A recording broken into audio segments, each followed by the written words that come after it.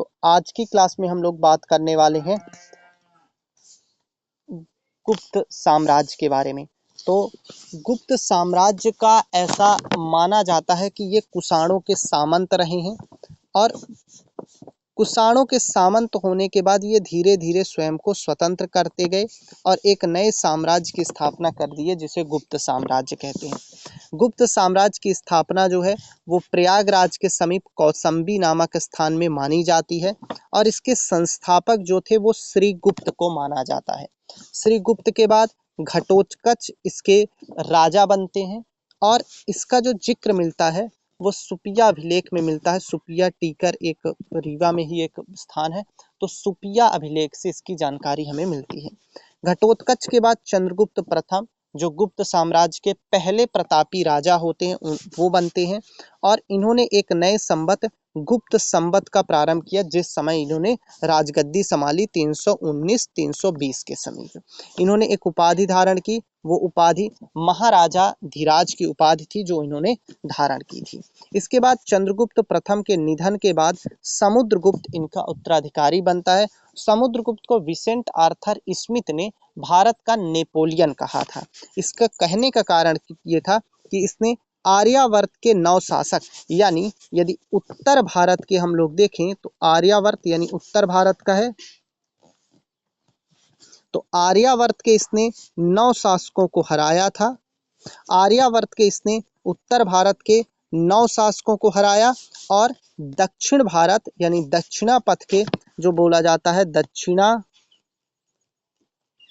पथ के इसने 12 शासकों को पराजित किया था। 12 शासकों को पराजित किया। तो 9 शासक यानी आर्यावर्त के 9 शासक और दक्षिणा पथ के 12 शासकों को पराजित किया।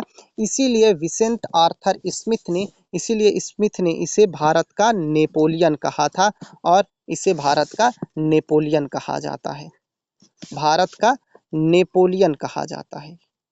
ये एक इम्पॉर्टेंट फैक्ट है आपके एग्जाम पर्सपेक्टिव के दृष्टि से कि भारत का नेपोलियन किसे कहा जाता है। इसके बाद समुद्रगुप्त ने अश्वमेघ यज्ञ भी कराया था, इसीलिए उसने अश्वमेघ कर्ता और परम भागवत और कविराज की उपाधि धारण की थी।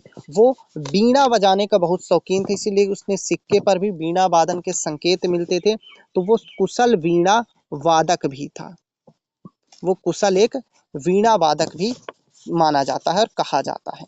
समुद्रगुप्त के बाद चंद्रगुप्त द्वितीय उसका उत्तराधिकारी होता है और इसने विक्रमादित्य की उपाधि धारण की और इसके समय की जो सबसे इंपॉर्टेंट घटना थी वो चीनी यात्री फाहेयान का भारत आना और भारत में भ्रमण करना। इसने शकों को पराजित किया और शकों को पराजित करने के बाद इसने चांदी के सिक्के जारी किए थे। एक इम्पॉर्टेंट फैक्ट है, इसने भी शकों को पराजित किया था और 58 ईस्वी पूर्व उज्जैन के एक राजा विक्रमादित्य ने भी शकों को पराजित किया था और उन्होंने ये विक्रम संवत चलाया था और इसने चंद्रगुप्त ने चांदी के सिक्के चलाए थे। इसके अलावा चंद्रगुप्त के दरबार में 9 रत्न रहते थे, जैसे कालिदास हुए, धनवंतर हुए, बेताल भट्ट हुए, अमर सिंह होता है, वराह मिहिर होता है। तो इस प्रकार उनके दरबार में 9 रत्न हुआ करते थे।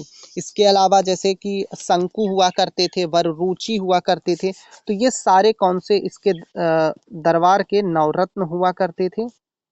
वररुचि